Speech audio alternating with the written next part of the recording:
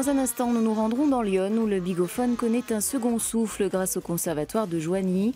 Nous partirons également dans les Hauts-de-France où l'église de Lerzy a retrouvé ses 2 cloches disparues il y a 102 ans. Mais tout d'abord, c'est un train qui est toujours à l'heure, le Ramboli-train. Une locomotive à vapeur miniature entretenue par des passionnés dans les Yvelines. Il ne fonctionne que 6 jours par an pour le plus grand bonheur des petits et grands. C'est un petit train venu d'une autre époque. D'ailleurs, on le reconnaît rien qu'à son bruit. Le Ramboli-train fait rêver ses passagers, et chacun pour des raisons différentes.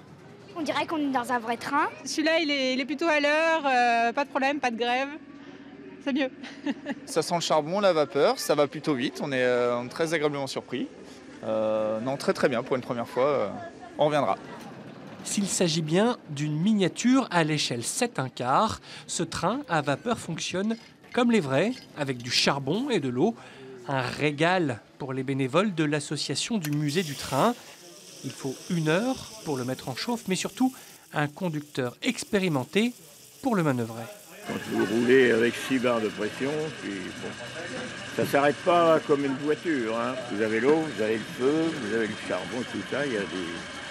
Il faut manipuler tous ces 3 éléments en même temps. C'est la copie exacte d'une machine qui a circulé sur des petits réseaux, genre réseau forestier ou réseau minier aussi. À Rambouillet, ce qu'on appelle les ferrovipates. Comprenez, les passionnés du train peuvent aussi trouver leur bonheur dans le musée. Avec cette maquette géante, un réseau exceptionnel de trains miniatures mis en valeur depuis plus de 30 ans par une association. De quoi transmettre la passion du train à la nouvelle génération. Dans l'Aisne, le village de Lerzy compte désormais 2 nouvelles venues, Guy et Aline, 2 cloches faites maison pour orner son église détruite par un incendie en 2014. Ces 2 cloches rejoindront leur grande sœur fondue, elle, en 1921.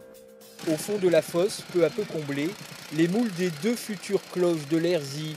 Ils sont faits d'argile, de filasse de chanvre et de crottin de cheval. Quand vous allez avoir le métal qui va arriver en fusion, il faut que le moule soit souple, mais qu'il soit bien rigide par la fosse. C'est pour ça qu'il est enterré par lui-même. Et donc quand le métal arrivera, on aura une contrainte thermique importante et une pression importante. Donc il ne faut pas qu'il se fissure. De la souplesse pour recevoir la coulée des reins. L'alliage porté à 1200 degrés doit tenir compte des volontés du ciel. La pluie est redoutée. Car le métal est monté jusqu'à 1200 degrés. Et si on met une goutte d'eau dans le métal, ça fait comme une goutte d'eau dans un bain d'huile, ça explose. Et ça fait des belles explosions et c'est à éviter. Dans le village de 220 habitants, tous sont venus assister à l'événement. Les 2 cloches se prénomment Guy et Aline. Aline, du nom de la doyenne de Lerzy. D'abord j'ai dit non. Oh ben non. Et puis après j'ai réfléchi, puis j'ai dit c'est quand même un honneur. Et puis je ne vais pas les décevoir. À la Pentecôte, les 2 nouvelles cloches prendront place dans l'église. Une église dévastée par un incendie en 2014 et entièrement rénovée. Elles seront aux côtés de leur aînée, fondue elle en 1921. On s'est dit autant profiter du fait d'avoir le clocher ouvert, on ne verra pas ça avant plusieurs centaines d'années, pour remettre les 2 cloches qui manquaient. D'autant plus que la cloche qui était existante au milieu, c'était marqué dessus « Je remplace ces 3 cloches volées et brisées par les Allemands ». Bon, on ne voulait pas rester sur une phrase de rancœur comme cela, et puis après on voulait redonner au clocher de Lerzy son harmonie d'antan, quoi. Sur le métal des nouvelles cloches, cette inscription « J'appelle les habitants de Lerzy à vivre en paix. J'annonce vos joies et vos peines ». À Joigny, on réhabilite le bigophone. On ne parle pas de téléphone, mais bien de l'instrument de musique. Star des carnavals et des fanfares populaires pendant 50 ans, le conservatoire de Joigny entend redonner un second souffle à ce cornet en cuivre en le faisant défiler dans les rues de la ville. Des répétitions ont lieu plusieurs fois par semaine. Ouais. Ce sont de bien drôles d'instruments, mais nous sommes pourtant au conservatoire pour une vraie répétition. Les membres de cette fanfare préparent leur futur spectacle. Ces mélomanes sont là pour se faire plaisir. Pour l'ambiance, c'est très très convivial.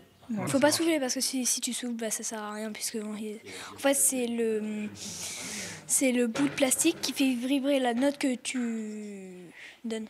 Alors là, c'est plus du kazoo, c'est des bigophones, c'est du kazoo amélioré. Le kazoo, c'est ce petit tube fermé par une membrane. Mais ici, l'instrument a été modifié pour amplifier le son et donner des bigophones plus improbables les uns que les autres.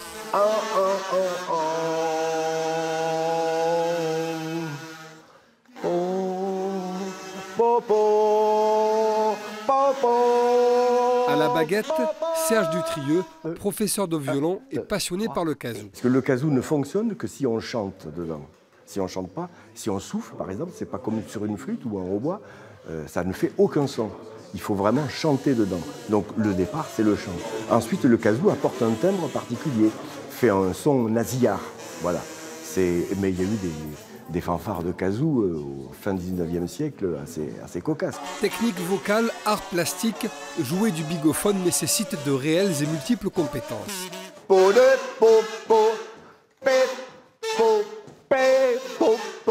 Créer son bigophone, ça demande quand même d'avoir des idées comment faire, etc. Donc on a des intervenants autour de ça. Au niveau de la musique, le kazoo en fait permet pour le chant de travailler le souffle.